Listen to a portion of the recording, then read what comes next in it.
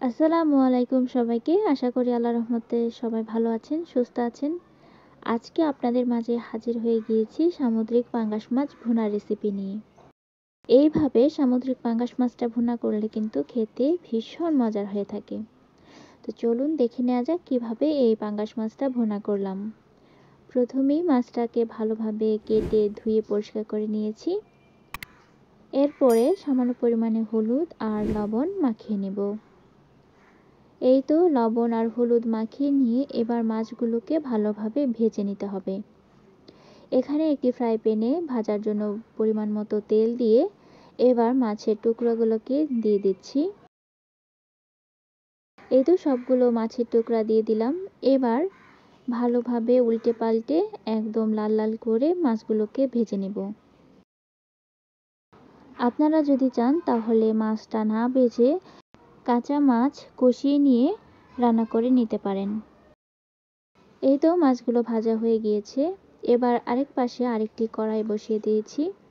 এখানে দিয়ে দিয়েছি সামান্য পরিমাণের তেল এবং দিয়ে দিলাম কিছু পরিমাণের পেঁয়াজের কুচি। পেঁয়াজের কুচিগুলোকে হালকা বাদামি করে ভেজে নিব। ভাজা হয়ে গেলে দিয়ে দিয়েছি 1 চা চামচ রসুন বাটা আর 1 চা চামচ জিরা বাটা। এবার বাটা মশলাগুলোকে ভালোভাবে তেলে ভেজে নিব। তেলে ভাজা হয়ে গেলে এখানে দিয়ে দিয়েছি স্বাদ মতো লবণ, হলুদের গুঁড়া, মরিচের গুঁড়া। এবার সামান্য পরিমাণে পানি দিয়ে মশলাটাকে কষিয়ে নিতে হবে। মশলাটাকে কষিয়ে নিয়ে এখানে দিয়ে দিলাম একটা টমেটো কাটা। টমেটোটাকে এবার মশলার সাথে একটু নেড়ে চেড়ে নিয়ে এখানে দিয়ে দিব পেঁয়াজের কলি। আপনারা চাইলে পেঁয়াজের কলিটাকে স্কিপ করতে পারেন, তবে পেঁয়াজের কলি দিয়ে মাছ ভুনা করে খেলে কিন্তু খুবই টেস্টি হয়ে থাকে। এবার মশলার সাথে টমেটো আর পেঁয়াজের কলিটা ভালোভাবে কষিয়ে নিতে হবে। মশলাটা ভালোভাবে কষানো হয়ে গেলে এবার ভেজে রাখা মাছগুলো দিয়ে দিব।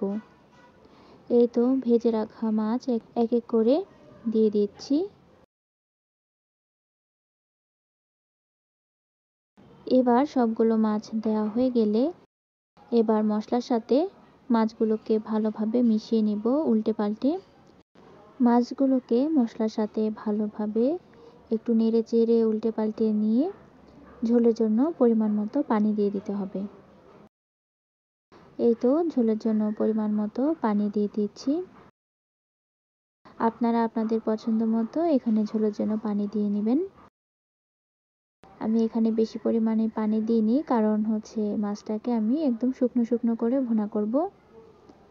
এই তো ঝোলের জন্য পরিমাণ মতো পানি দিয়ে নেড়ে চেড়ে নিয়ে দিয়ে দিয়েছি কিছু পরিমাণে কাঁচামরিচ। এখানে 5-6টি কাঁচামরিচ দিয়ে দিয়েছি। এটা সামুদ্রিক পাঙ্গাস মাছ। এই পাঙ্গাস মাছটাতে কোনো ধরনের গন্ধ বা বাজে স্মেল নেই। আমরা কিন্তু নর্মালি বাজারে সবসময় পুকুরের পাঙ্গাস মাছ পেয়ে থাকি। তো দেখা যায় ওই পাঙ্গাস মাছগুলো থেকে একটা বাজে স্মেল বা গন্ধ লাগে, তাই অনেকে কিন্তু পাঙ্গাস মাছ খেতে চায় না।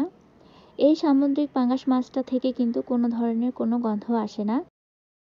এই তো ঝোলের পরিমাণটা কমে এসেছে। এই পর্যায়ে দিয়ে দিয়েছি কিছু পরিমাণ ধনিয়া পাতা কুচি। ধনিয়া পাতা কুচিটা দিয়ে আরও কিছুক্ষণ জাল করে একদম শুকনো শুকনো করে নেব। এই তো তৈরি হয়ে গিয়েছে সামুদ্রিক পাঙ্গাস মাছ ভুনা। দেখতেই পাচ্ছেন একদম ঝোলটা শুকিয়ে নিয়েছি। আপনারা যদি চান তাহলে ঝোল রাখতে পারেন, তবে এভাবে শুকনো শুকনো ভুনাটাই কিন্তু খুবই ভালো লেগে থাকে। যারা এ পর্যন্ত আমার ভিডিওটি দেখেছেন সবাইকে অসংখ্য ধন্যবাদ আমার ভিডিওটি দেখার জন্য। ভিডিওটি যদি একটুও ভালো লেগে থাকে তাহলে কমেন্ট করবেন, লাইক করবেন, শেয়ার করবেন। চ্যানেলটি সাবস্ক্রাইব করে দিয়ে আমার পাশেই থাকবেন। পাশে থাকা বেল বাটনটি প্রেস করে দিবেন পরবর্তী ভিডিওর জন্য। ফেসবুক থেকে দেখে থাকলে আমার পেজটি লাইক ফলো করে দিবেন। আজকের মতো আল্লাহ হাফেজ। দেখা হবে অন্য কোনো রেসিপি নিয়ে।